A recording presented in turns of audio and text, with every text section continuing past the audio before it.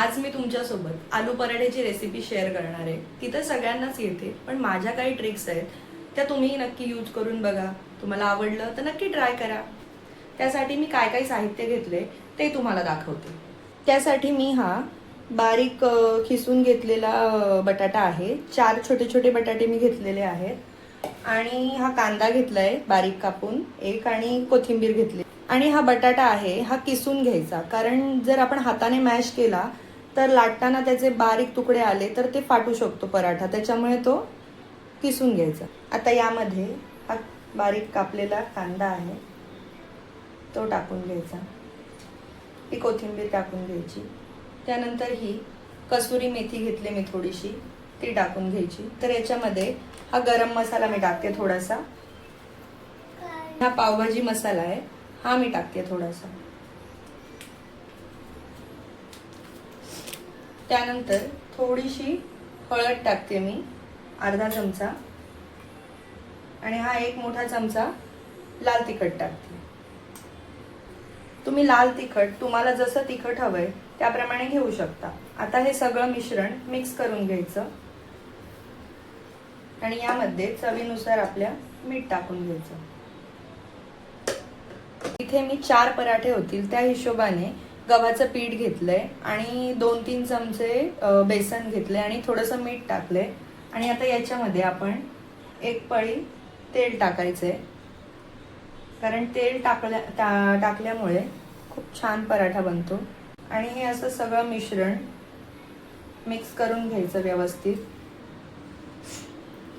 जे आपण तेल टाकले ते पूर्ण पिठाला असं लागलं ना की तो पराठा खूप छान बनतो.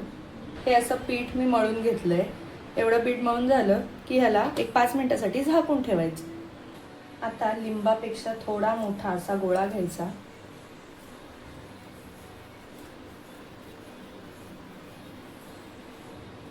आणि त्याला असं कडेने बारीक करायचं पातळ, मध्ये थोडा जाडसर भाग असा ठेवायचा, म्हणजे लाटताना फाटू नये म्हणून. अशी वाटी तयार करून घ्यायची.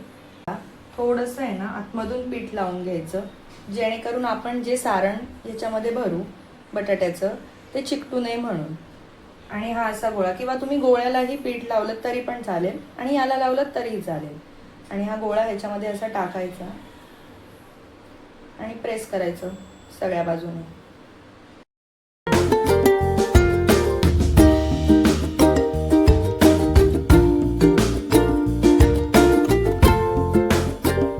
आणि त्याच्या या ज्या कडा आहेत त्या सगळ्या दाबून घ्यायच्या आणि हलक्या हाताने त्याला असा गोल करून प्रेस करायचा.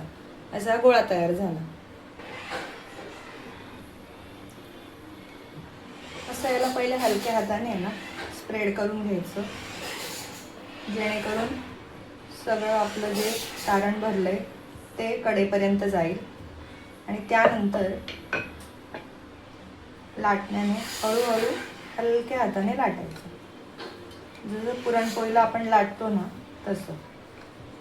आणि असं मध्ये जास्त प्रेशर नाही द्यायचं, कडा जास्त लाटायच्या, म्हणजे व्यवस्थित तो फुगतो पण आणि बरोबर होईल.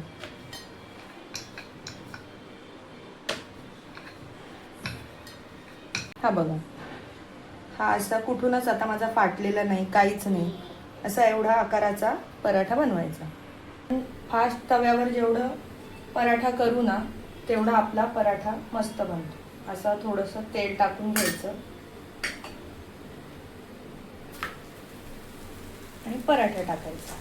जे बबल्स यायला लागले ना की बघायचं खालून सुटलाय का पराठा आणि पलटवून घ्यायचं.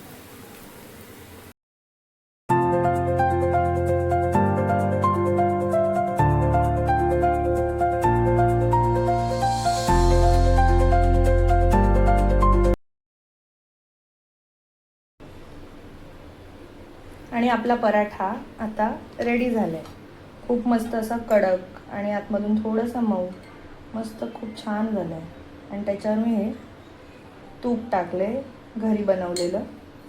तुम्ही ह्याच्यावर काही टाकू शकता, बटर टाकू शकता, लोणी टाकू शकता. तुम्हाला जर माझी रेसिपी आवडली असेल तर नक्की ट्राय करा.